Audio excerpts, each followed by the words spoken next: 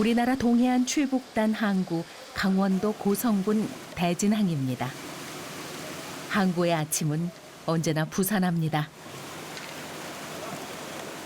선원들이 며칠간 바다에서 조업했던 싱싱한 생선을 담아내며 경매를 준비합니다.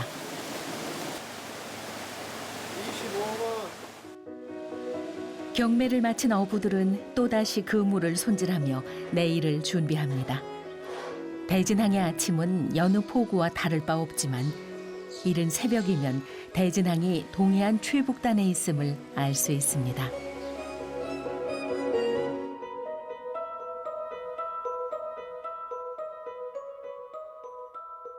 아직 동이 트지 않은 새벽. 캄캄한 동해 바다에 대진 등대가 빛을 밝힙니다. 그리고 이 시간이면 해양경찰서가 분주해집니다. 북한과 마주보는 고성 앞바다를 나가기 위해 대진항 어민들은 매일 새벽 해양경찰서에 들러 출항 신고를 해야 합니다. 저희 속초해양경찰서 대진출장소는 동해 최북단 출장소로 특정 해역에 조업하는 어선에 대해서 수기 출항을 원칙으로 하고 있습니다.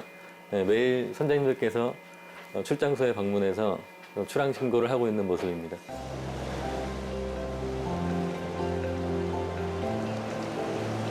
출항 신고를 마친 어선들이 만선을 기대하며 서둘러 포구를 빠져나갑니다.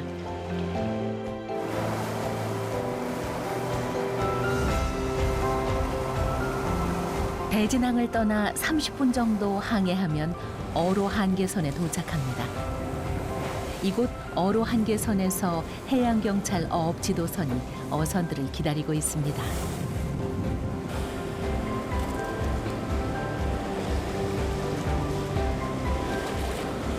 여기서 어선들은 육지에 있는 해양경찰서에 신고한 내용과 동일한지 확인하는 해상 점호를 받습니다.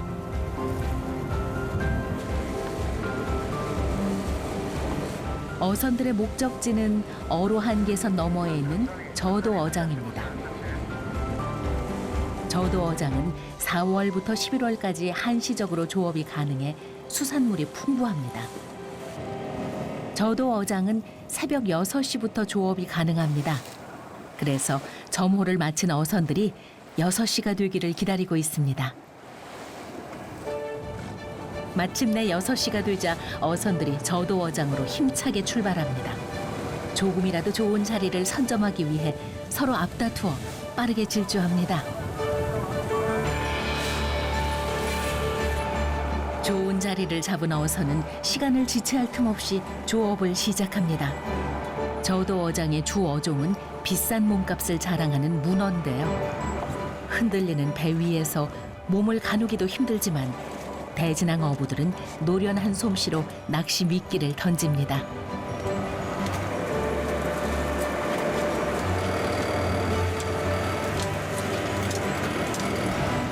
미끼를 던지고 얼마 지나지 않아 문어 한 마리가 걸려들었습니다. 저도 어장에서 잡은 문어가 특별히 맛있는 이유가 있습니다.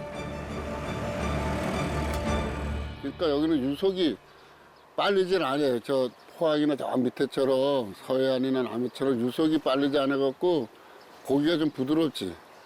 유속이 빠른 데는 고기들이 힘을 많이 쓰니까 이제 다른 고기는 또 고기가 근육질이 좋아야 맛있는 고기 있고 근육이 강하면 맛이 없는 고기가 있잖아. 그냥 문어는 근육이 강하면 질게. 오늘 저도어장에서 잡은 문어는 곧바로 경매에 들어갑니다. 대진항 문어는 맛있기로 소문나서 소비자들이 직접 찾아와 바로 삶아가기도 합니다. 요즘 대진항은 문어로 유명하지만 이전에는 명태로 유명했습니다. 명태가 이거 저 날 때는 이 반장에 사람이 다니질 못할 정도로 안 해놨어요. 요즘은 이제 여기는 이제 명태가 사라지고 문어가 이제 주어장이 됐죠. 그래서 앞으로는 명태 대행으로 문어가 이제 우리 어민들의 주식처가 된 거예요, 이제. 명태가 사라진 동해바다에서 문어는 대진항 어민들의 주요 수입원이 됐습니다. 대진항에 또 다른 수입원도 있습니다. 바로 밤송이처럼 생긴 성게인데요. 대진항은 국내 최대 성게알 생산지입니다.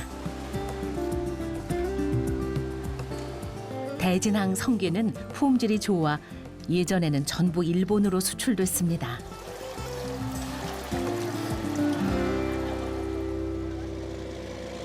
새벽 5시. 성게 잡으러 가는 대진항 해녀들이 항구의 고요함을 깨웁니다. 해녀들이 차가운 바다에 들어갔다 나오면 몸을 따뜻하게 데워줄 물을 끓이며 오늘 물질을 준비합니다.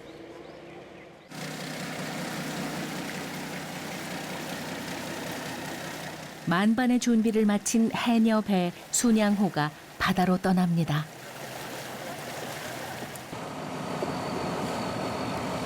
해녀들이 성게를 잡는 곳도 어로 한계선 너머에 있어 해상 점호를 받습니다.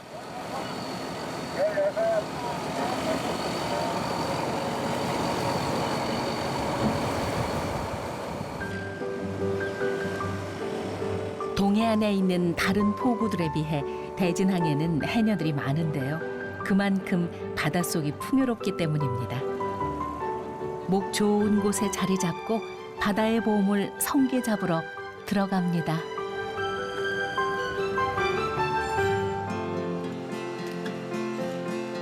수심 30m의 바닷속을 누비며 성게를 가득 주워 돌아오면 대진항 어판장은 바빠집니다. 6월부터 8월까지 성게가 제철인 이때는 대진항 해녀들뿐 아니라 온 가족이 힘을 모아 성게알 까는 작업을 합니다. 성게는 지금도 대진항 어민들의 주요 수입원이지만 모두가 힘들었던 이전에는 삶의 터전이고 희망이었습니다. 68년도에 시집을 왔는데 여기 오니까 먹고 살기가 너무 힘이 들어. 그래 애를 낳고서 막 굶고 이랬어요. 그래 여기 와서 보니까는 제주도에서 해녀들이 남바리로 와가지고 여기서 작업을 하더라고. 그래서 이제 보고서 이제 우리도 이게 먹고 살 길이구나 하고 배웠지. 그때는 여기 600명 했댔어. 600명. 먹고 살기 급급하니까 한 집이 사람이라고 생긴 사람들은 다 해녀를 했어요. 한때 600여 명의 해녀들이 작업할 만큼 풍부했던 해산물이 이제는 많이 줄어들어 작업도 힘들어졌습니다. 이놈들이 이렇게 모래바닥에 바위가 있고 모래바닥 있잖아요. 모래바닥에 이게 이렇게 뭉쳐 있는 게 진짜 아닌 게 아니라 집더미만큼씩 이렇게 뭉쳐 있었어요 그때는. 그러면은 이렇게 알 들은 것만 골라서 했는데 지금은 아니야. 고갈이 돼서 돌 밑에 뒤다보고 풀 두지고 해서 한 마리씩 꺼내오는 거야 이게. 그만큼 힘이 들어요.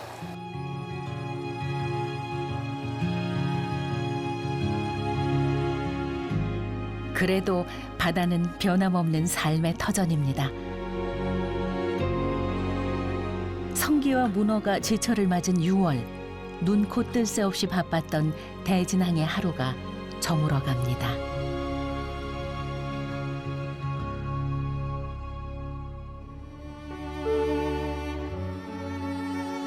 산과 바다, 호수가 절경을 이루는 속초항입니다.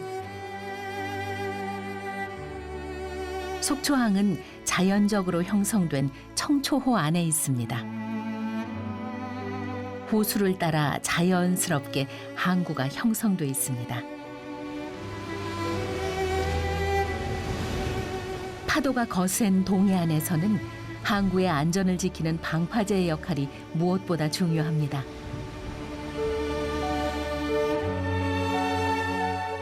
속초항은 호수 안에 항구가 있어 풍랑을 피할 수 있는 천연 방파제를 가진 셈입니다.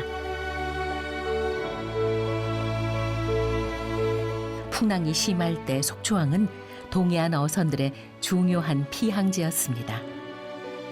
그래서 속초항은 강원도에서 제일 가는 어업 전진기지가 됐습니다.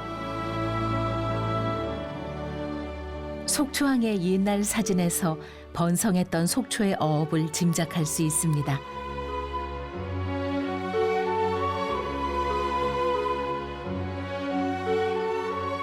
어획량이 줄어든 지금과는 달리 당시 속초시는 어업이 중심이 되는 도시였습니다. 속초 주민들에게 옛날 이야기를 들어봤습니다.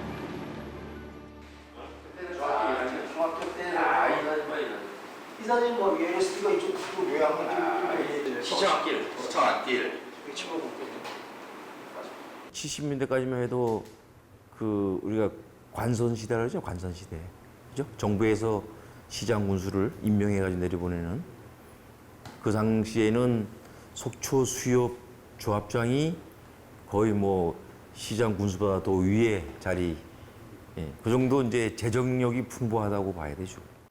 그 예전에 이제 고기가 많이 나올 때는 이 파시가 형성이 됐었죠. 그래서 그 고기 때문에 많은 이제 외지분들이 이제 오셔가지고 여기에서 인구가 굉장히 많이 늘어난 그 이유 중에 하나도 그래서 파시가 형성이 되고 있습니다. 사실 속초시를 어업도시로 만든 것은 한국전쟁 때 북한에서 내려온 피난민들이었습니다. 원래 원주민들은 수산업에 종사하지 않았고요. 거의 그 농촌에서 벼농사를 짓고 살았어요. 속초의 그 원주민들은 다. 149대 때 내려왔던 그분들이 이쪽에서 월남을 해서 정착하게 된 실향민 공동 그 정착촌이죠. 이쪽이 이 아바이마을 형성이. 그래서 그렇게 이제 형성이 되기 시작했고 또 그분들이 대부분 한경도의 바닷가 인근에 있던 지역에 살고 있었어요. 대부분 이원이라든가 원산이라든가 뭐 단천, 홍원 뭐 이런 쪽에서 살던 분들이 오니까 또 대부분 월남을 할 때 당시에는 대부분 이쪽 아바이마을에 오신 분들이 유산 계급이었어요. 잘 사는 계급. 잘 사는 계급이었기 때문에 배를 갖고 대부분 내려왔어요. 바로 이쪽으로. 피난민들이 모여 살았던 아바이 마을은 어업이 번성했던 시절 속초 어업의 중심지였고 어업이 쇠퇴한 지금은 속초 관광의 중심지가 됐습니다.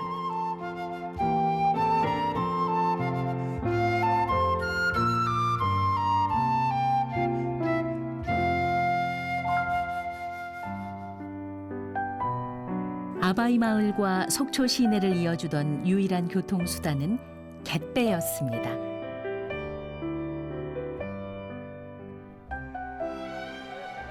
갯배는 이제 속초의 명물이 돼 관광객들에게 이색 체험과 추억을 선물하고 있습니다.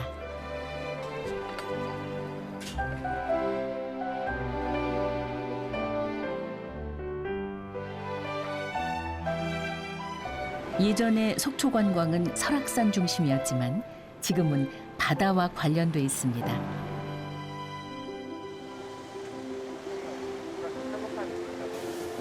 속초 수산시장, 관광객들로 발 디딜 틈이 없습니다.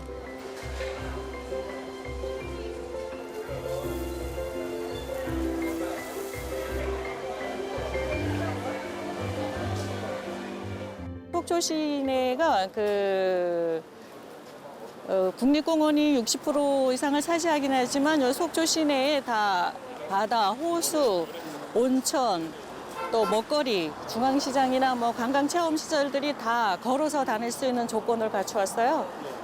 그래서 저희가 전국에서 핫플레이스로 뜨지 않나 이렇게 생각을 하고 있습니다. 속초시에는 크고 작은 포구 7개가 있습니다. 이곳은 관광객들을 위해 아름답게 정비된 대포항입니다. 속초를 찾는 관광객들이 늘어나면서 덩달아 인기를 모으는 곳이죠.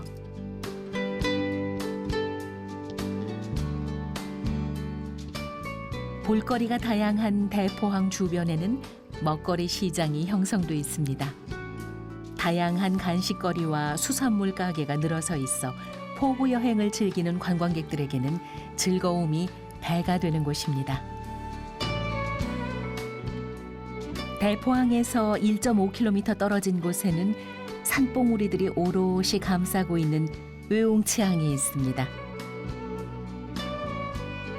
항아리를 엎어놓은 형상을 한 옹치산에서 지명이 유래된 의웅치항에서는 80여 세대 중 70세대가 고기잡이를 하며 살아가고 있습니다.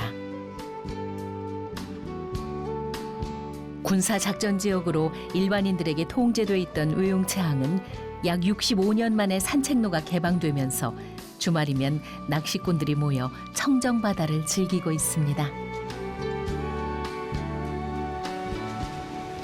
속초에서 동해바다는 다양한 모습으로 아름다움을 선사합니다.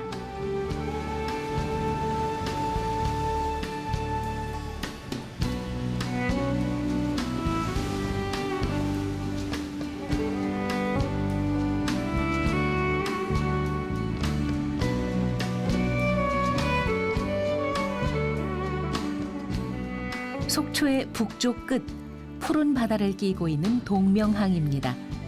규모는 작지만 많은 어선들이 드나드는 곳입니다. 그리고 싱싱한 생선회를 맛보려는 사람들이 즐겨 찾는 항구입니다.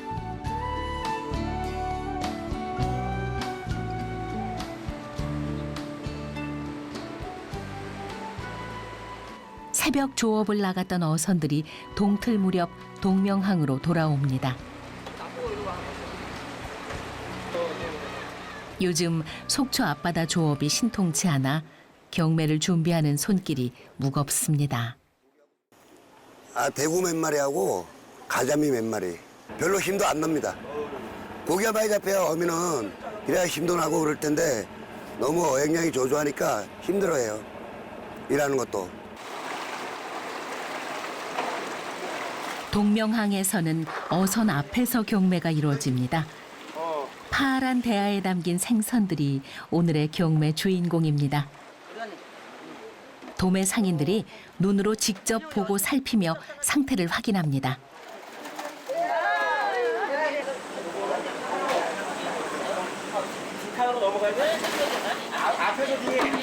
경매가 끝난 활어는 재빨리 활어센터 수족관으로 옮기는데 싱싱한 상태를 유지하기 위해 발걸음이 바빠집니다.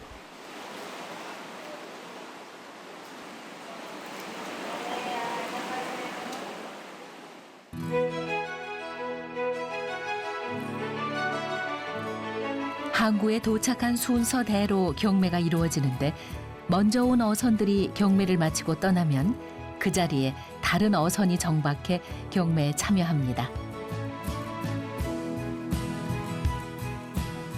마지막 경매를 마친 어선이 동명항을 떠납니다.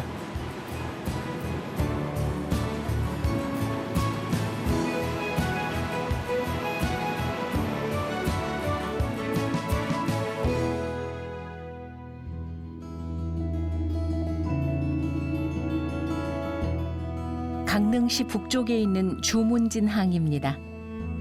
동해안의 대표 항구이자 강릉에서 가장 큰 항구인 주문진항은 해안선 부근 수심이 깊고 한류와 난류가 흘러 어족이 풍부합니다. 1910년대 부산 원산 항로의 중간 기착지로 개발되면서 강원도에서는 제일 먼저 등대가 세워졌습니다.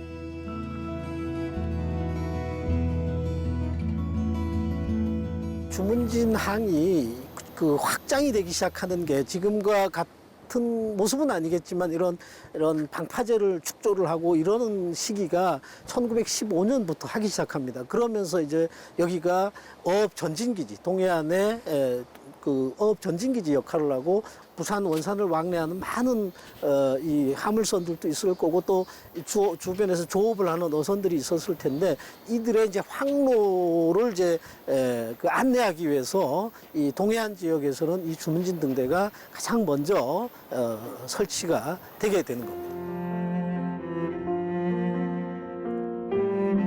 주문진 등대는 우리나라 등대 중 초기에 세워져 건축적 가치도 높습니다.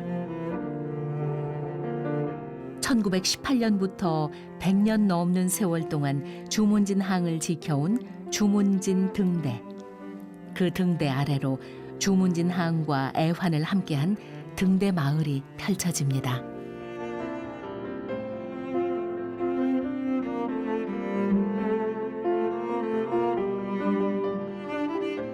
다닥다닥 붙은 지붕들 사이로 좁은 골목길이 있고 그 골목길 사이로 바닷바람과 갯냄새가 진하게 퍼집니다.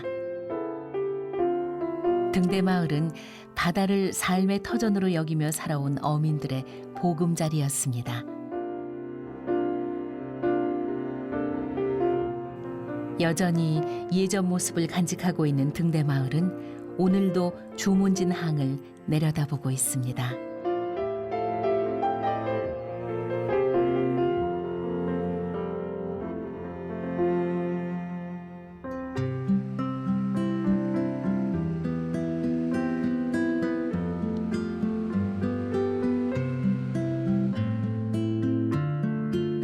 새벽 2시 모두가 잠들어 있을 시간, 포구의 하루는 지금부터 시작입니다. 주문진 항도 잠에서 깨어납니다. 어선에 불을 밝히고 어구를 점검합니다.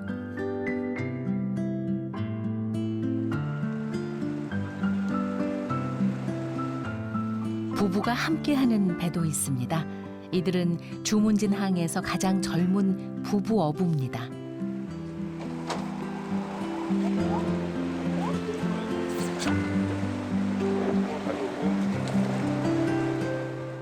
지금 저희는 한 3시쯤 이제 출항을 나갑니다.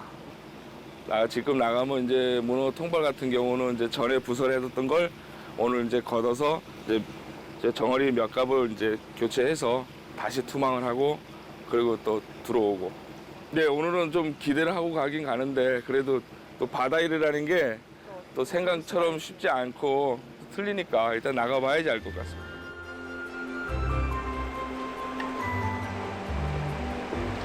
저마다 만선의 꿈을 안고 어선들이 줄줄이 주문진 앞바다로 향합니다.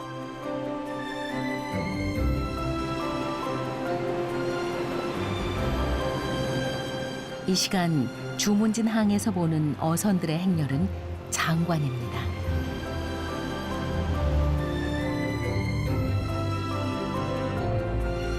이른 새벽 바다로 향하는 어선들의 불빛이 밤하늘의 별처럼 동해 바다로 흘러갑니다.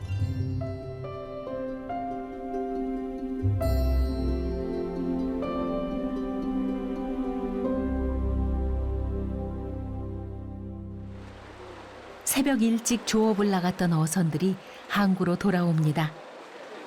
고요하던 주문진 항에 생동감이 넘칩니다. 경매를 위해 사람들이 모이고 생선을 정리합니다.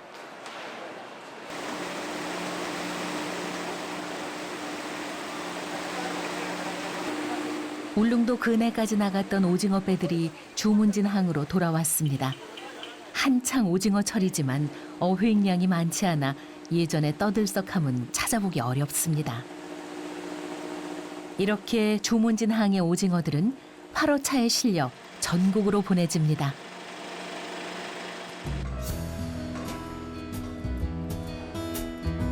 주문진 항의 젊은 부부 어부가 조업을 마치고 돌아옵니다.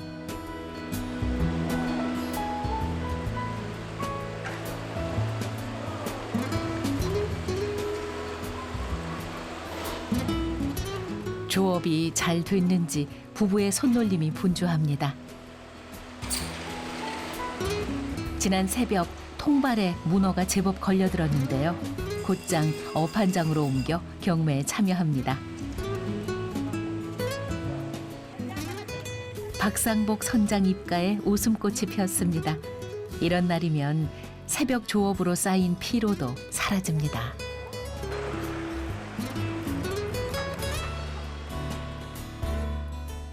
경매를 마친 부부는 또다시 내일 조업을 준비합니다.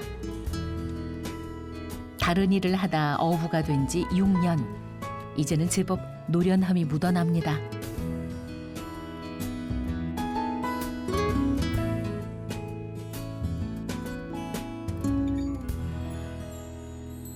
어, 13년 10월부터 했으니까 한 6년 넘었죠, 만으로.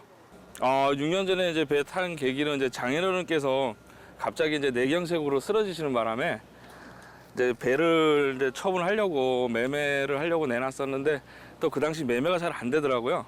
근데 마침 제 남편이 너무 해보고 싶다는 거예요, 이 배를. 그래서 저는 반대를 했었고, 왜냐면 이게 친정배니까 좀 그렇잖아요. 그래서 반대를 했었는데 또 엄마도 흔쾌히 또 허락을 해주시더라고요. 한번 해보라고. 그래서 시작을 하게 됐는데 또 막상 선원을 구하려고 하니까 안 구해지는 거예요. 그래서 저희 엄마가 너가 한번 해보지 않게. 왜냐면 부부가 타는 배들이 몇 배가 있었거든요. 그래서 저는 워낙 물을 무서워해서 전 못한다고 그랬었는데 남편이 하겠다고 하니까 저도 하다 보니까 이제는 와이프는 처음에 한 6개월 정도 고생했어요. 타면서. 저도 한 3개월 고생했습니다. 처음에. 지금 여름 날씨는 좀 더워서 그렇지 괜찮지만 또 겨울에는 파도가 있고 이러니까 아무래도 좀 힘들죠. 남자도 하기 힘든데. 엄청 힘들었어요. 처음에는 저희 거의 못 나갔어요. 왜냐면 멀미하죠. 파도만 조금 있으면 못 나가는 거예요. 무서우니까. 근데 지금은 웬만한 거는 다 견딜 수 있어요.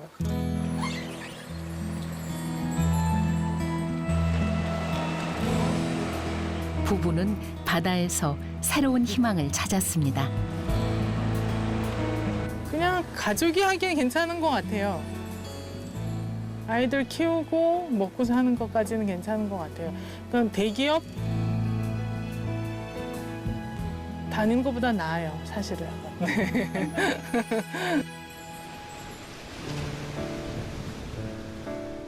이렇게 바다는 젊은 부부에게 새로운 길을 열어주었고 특유의 생동감으로 젊은이들을 불러 모읍니다. 드라마 촬영지가 됐던 주문진 방파제를 배경으로 연인들은 사진을 찍으며 추억을 남깁니다.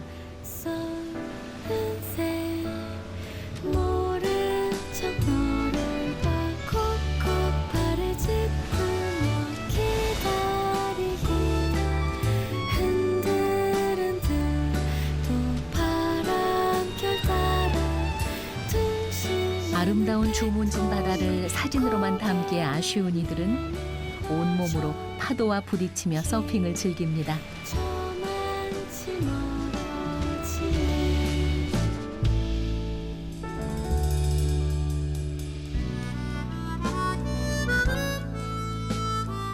주문진 항을 따라 남쪽으로 내려오면 작은 포구 심곡항이 있습니다. 심곡이라는 지명은 이곳이 깊은 골짜기에 둘러싸여 있어 붙은 이름입니다. 한국전쟁 당시 이 마을 사람들은 전쟁이 난 줄도 몰랐다고 합니다.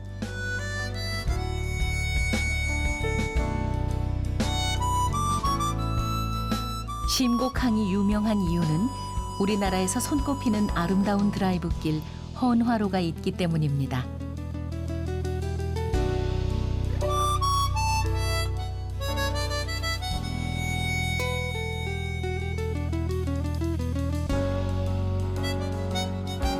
자동차로 헌화로를 달리면 한쪽에는 해안 절벽이 있고 또 다른 한쪽에는 푸른 동해 바다가 펼쳐집니다.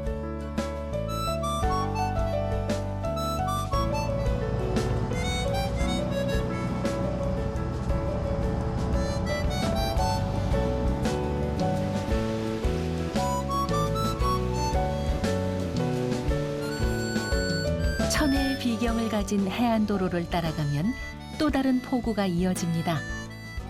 이곳은 강릉시에 있는 금진항입니다.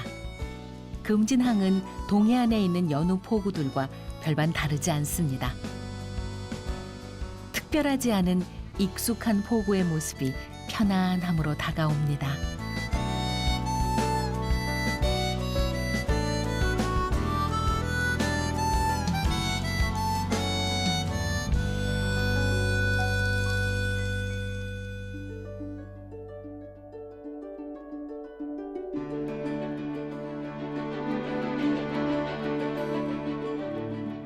동해 바닷길을 따라 달리다 보면 강원도 남쪽 삼척시에 있는 삼척항을 만납니다. 삼척항은 도시 규모에 비해 항구 자체는 크지 않은데 예전부터 어업 항구의 역할보다는 군사적 의미의 역할이 더 컸기 때문입니다.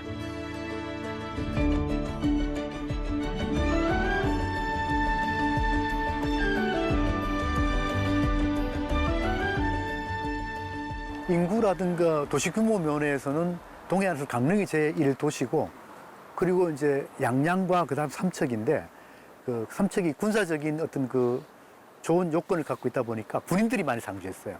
그러니까 해군이라든가 그다음 육군이라든가 삼국 시대부터 하여튼 그 삼척을 차지하는 나라가 신라든 고구려든 삼척만 차지하면 바로 이렇게 북진하고 남진했던 그런 군사 요충지죠. 현재 삼척항은 1915년 방파제가 축조되면서 개발된 근대적 의미의 항구입니다. 삼척시의 전통적인 항구는 지금 삼척항 인근에 있는 오분항입니다. 50천이 바다와 만나는 곳에 자연스럽게 형성된 오분항은 신라시대 장군인 이사부가 울릉도를 정복하기 위해 출항했다고 추정되는 곳입니다. 네, 지금 고성부터 이렇게 포항까지 쭉 보면 동고서정형이라고 동쪽에 산맥이 드러나서 아주 극경사를 이루는 포구가 이렇게 동해항이에요. 그러다 보니까 다른 데와 달리 산신신앙이 굉장히 강해요.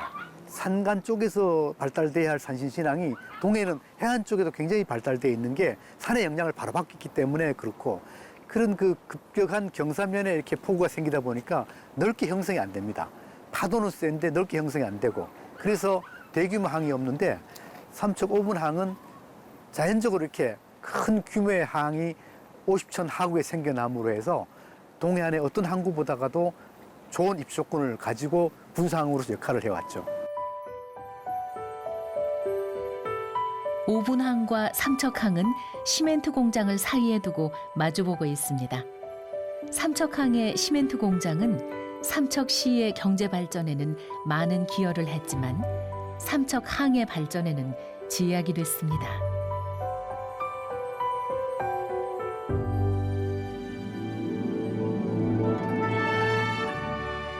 그래서 삼척항은 아름다운 밤의 풍경을 만들었습니다.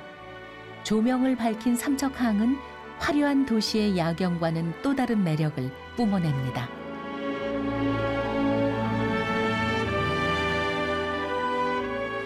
거기에 이른 새벽 어선들의 불빛이 더해지면 삼척항은 어디에도 없는 멋진 항구로 변신합니다.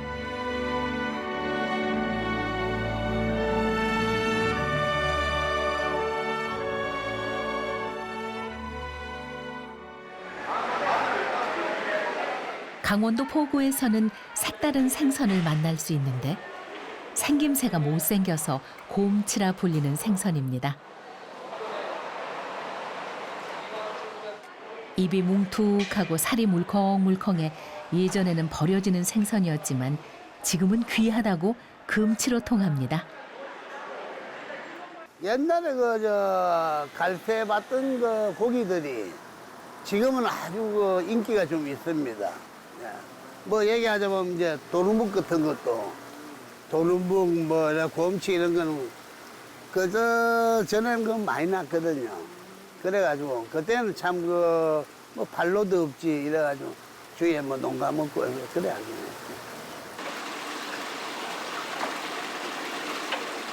삼척항에서 나고 자란 장형석 할아버지는 어렸을 때 국을 끓여 먹었던 곰치를 기억합니다.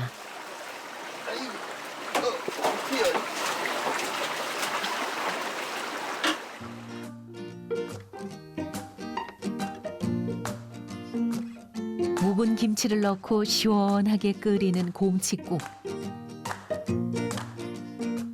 흐물흐물한 살의 부드러움이 맛을 더합니다. 삼척항 사람들이 버리기 아까워 집에서 먹던 음식이 이제는 삼척의 대표 먹거리가 됐습니다. 저희 부친이 선박 생활을 했어요. 그 고기잡이 이제 어선을 했는데, 입다음실에 있다 보면은 이제 아버님이 이제 곰치를 한 마리 가지고 와가지고 이걸 야들 길에 먹자. 그래가지고 자주 먹었어요. 그래가지고 이제 장사를 하려고 생각을 하다 보니 그 생각이 나더라고요. 그래가지고 맛있게 먹고 이랬거든요. 그래가지고 한번 해보자 이래가지고.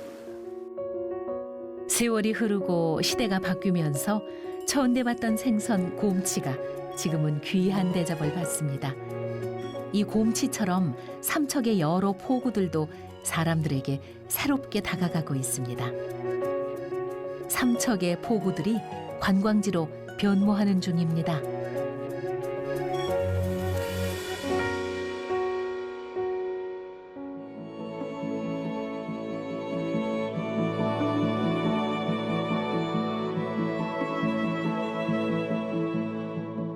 동해안에 휘몰아치는 파도가 잠시 멈추어 서는 곳 삼척 갈람항입니다.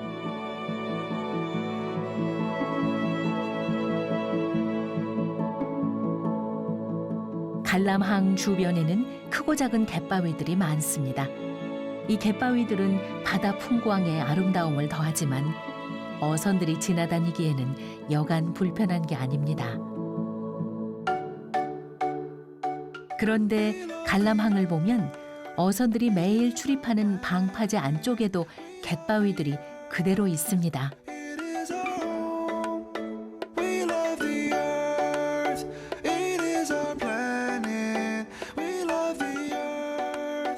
맑고 깨끗한 바닷물과 갯바위 덕분에 갈람항은 스노클링과 투명 카누를 즐길 수 있는 해양 레포츠 명소로 떠올랐습니다.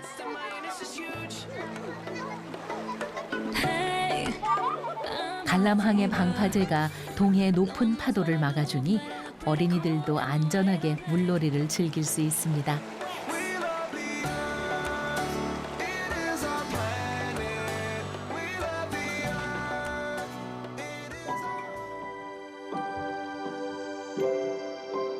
갈람항과 언덕 하나를 사이에 두고 있는 장어항입니다. 장어항은 갈람항보다 규모가 큰 항구인데 장어항이 유명한 것은 바로 해상 케이블카가 있기 때문입니다.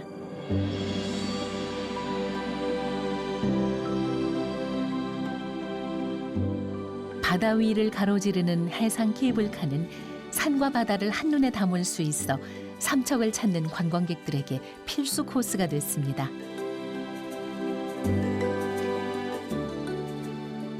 이제 포구는 고기잡이 어선들만 드나드는 곳이 아닙니다. 지친 사람들에게 즐거움과 휴식을 주는 공간으로 변신하는 중입니다.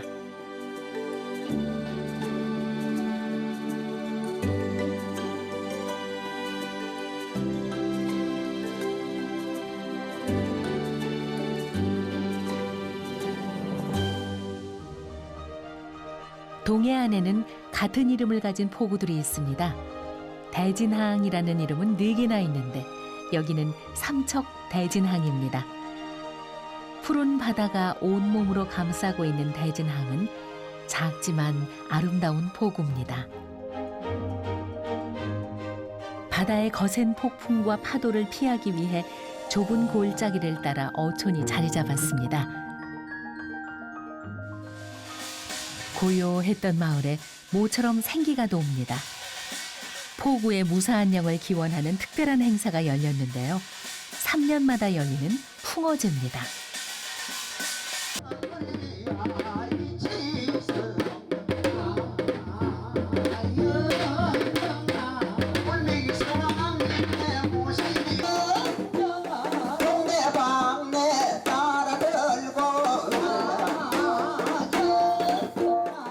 선앙당을 모셔놓고 3년에 한 번씩 계속 풍어제라고 한 의미에서 마을 전체 주민과 어업인의 또 바다에 가면 풍랑이 심하고 하니까 좀 안전과 풍어를 기원하는 잔치라고 보면 됩니다.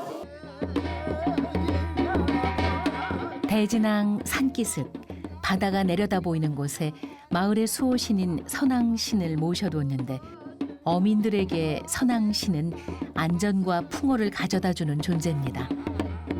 오랜 세월 대진항을 지켜온 선왕신을 모시고 포구로 향합니다.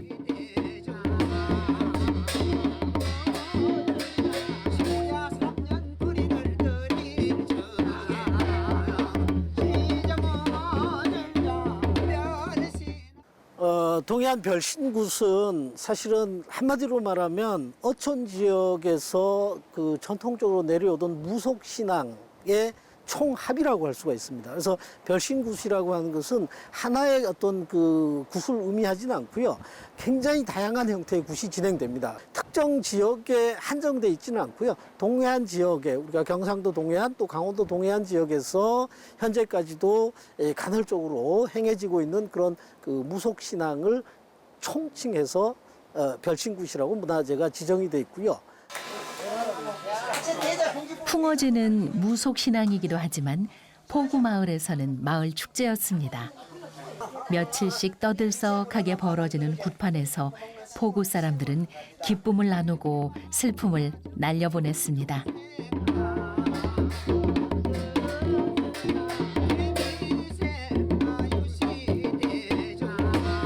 그런데 어쩌면 앞으로는 풍어제를 볼 수 없을지도 모른답니다.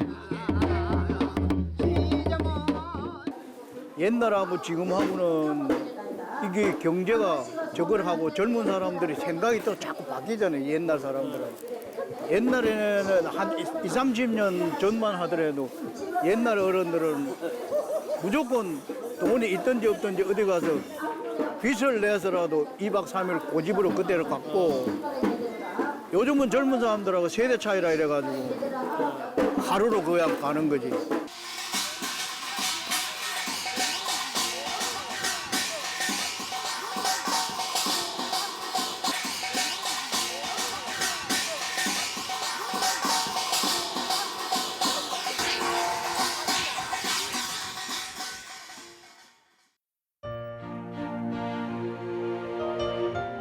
강원도 삼척시와 맞닿아 있는 동해시의 관문 묵호항입니다. 1941년 개항해서 석탄과 시멘트의 수출항으로 유명했던 묵호항은 이제 강원도의 중요한 어업 전진 기지입니다. 그리고 울릉도를 연결하는 관광 항구이기도 합니다. 조용해 보이는 묵호항의 아침.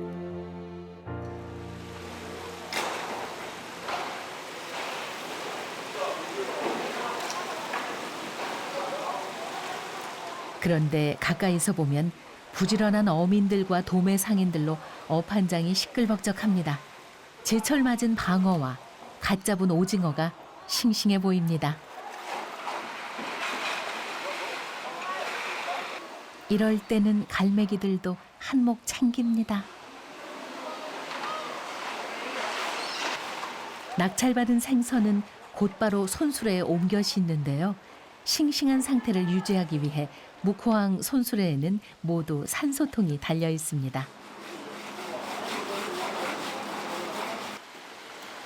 손수레에 싱싱한 생선을 가득 싣고 활어센터로 이동합니다. 수족관에 생선을 채우면 오늘 손님 맞을 준비가 끝나는 겁니다.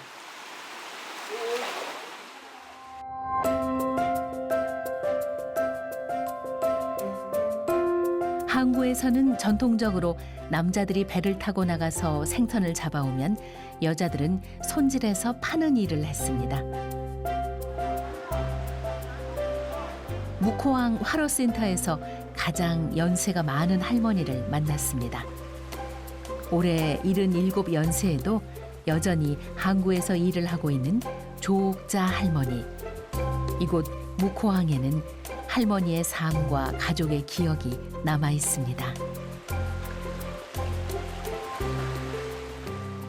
62년도 명태잡이 나갔다가 배에 기름이 부족해가지고 한 사람이 기름 실으러 왔는데 이 사람이 기름 싣고 나가는데 들어올 때 방향을 잘못 잡았어. 그러다가 아버지가 영원히 못 돌아오신 거예요. 우리 엄마가 고기 장사 했어요. 그때는 이런 장사가 없었고 그냥 잡아오면 냉겨가지고 막 넘겨뛰게 하고 이래 파는 그런 장사를 했는데 아버지 안 계시고 우리 자식이 8남매예요. 아들 셋, 딸 5. 8남매를 아버지 안 계시니까 엄마가 벌어서 우리가 생활을 해야 되는데 우리 엄마가 한 달에 5,000원을 일수를 내면은 그거 가지고 한 달 먹을 양식을 다 싸. 다 싸가지고 저가 살림을 살았어, 어릴 때라도. 초등학교 다니면서.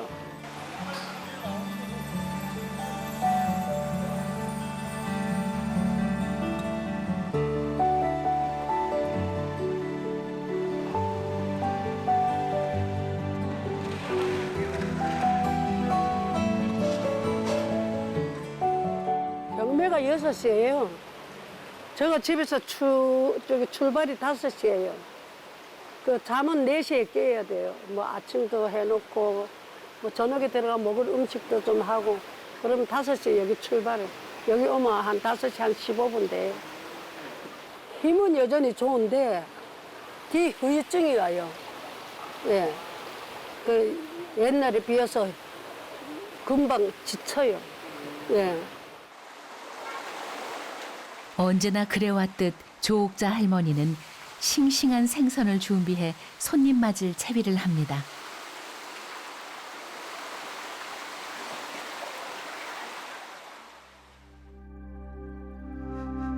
요즘 항구는 예전처럼 비린내 나고 지저분한 모습이 아니라 말쑥하게 차려입은 모습으로 도시에서 온 손님을 기다립니다.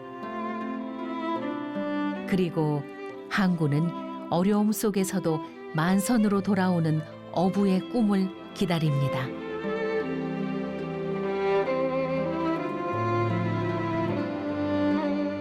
동해안 해안선을 따라 이어진 강원도 포구는 치열한 삶과 넉넉함 그리고 옛 이야기의 풍경이 교차하고 있습니다.